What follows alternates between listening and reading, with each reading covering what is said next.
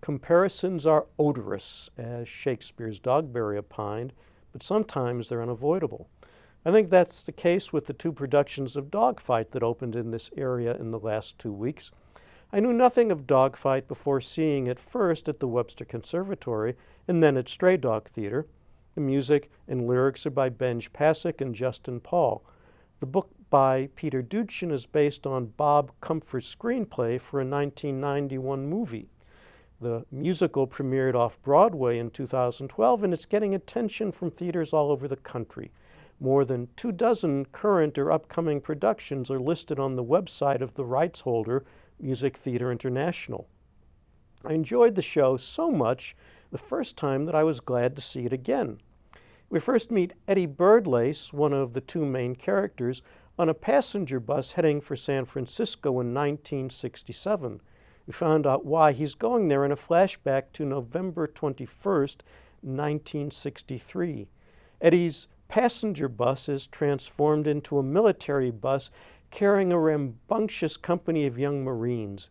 They've just completed basic training and they're ready for a night of fun in San Francisco on their last night in the U.S. before shipping out to Vietnam. Eddie is part of the group along with his friends Boland and Bernstein. They call themselves the 3 Bs, and they are going to participate in what is said to be a Marine tradition called a dogfight. Each man contributes $50 to a pot, and the one who brings the ugliest date to a party wins all the money.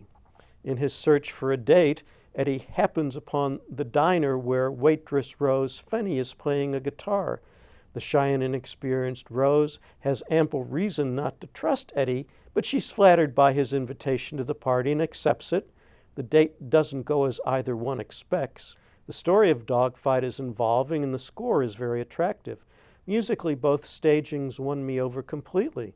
The musical directors were Neil Richardson at Webster and Chris Peterson at Straydog. The biggest difference between the productions was in the venues. Webster's was in the Emerson Studio Theater in the Loretto Hilton Center, and the intimacy of the space was used well in David Helmsley Caldwell's direction and Ellen Isom's choreography on a flexible set designed by Robert Ashurst. At Straydog, Rob Lippard's set design took advantage of the space above and below the fixed stage, and the extra room was exploited in Justin Bean's direction, Zachary Stefaniak's choreography, particularly in the crowded scenes. But the sound was distinctly better at Webster than in the reverberant Tower Grove Abbey, where the voices seemed disembodied to me in the first act. I did notice improvements in Act 2 on opening night. Another difference was in the interpretation of Eddie. Brendan Oakes at Straydog held his feelings in more tightly. Webster's Jacob Scott was more vulnerable. The latter delineated the character's arc more clearly for me, but I would not have questioned either approach if it were the only one I had seen. As the other 2 Bs, Webster's Mitchell Ferguson and Ari Axelrod were more distinctive than their counterparts at Straydog, Luke Steingruby and Kevin O'Brien, but again, I would not have questioned either approach by itself. As the older characters, Straydog's Jenny Ryan and Jason Myers had an advantage in age over the students in these parts, but Natalie Fisher and Bevan Weller at Webster also performed very well. As Rose, Michelle Yemen at Webster and Shannon Cothran at Straydog were both very sympathetic.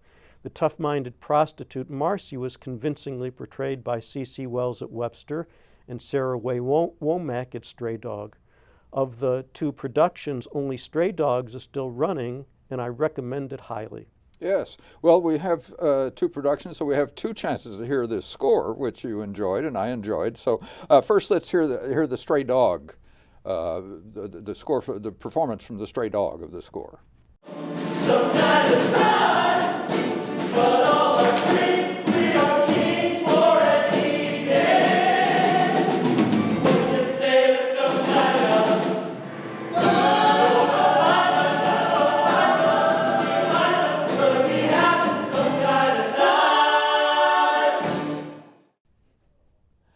And now let's hear the Webster Conservatory production of Dogfight.